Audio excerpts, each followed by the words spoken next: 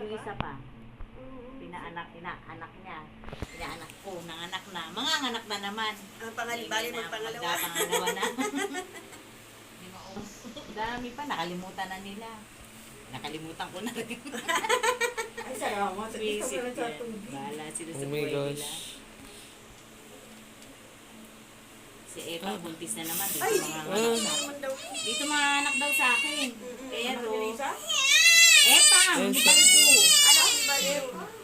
Ang dami ng anak nun. Dito rin mga anak sa akin. Sa Epang? Oo. Sabihin mo, malapit yung emergency doon na. Sabi ko malapit ka sa General. Isa na yun na yung bilat niya sa akin.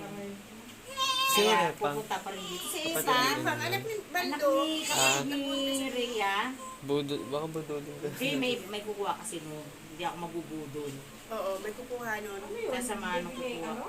Oo, baby maker yun eh. Nakarami na yun. Nakarami na. 20.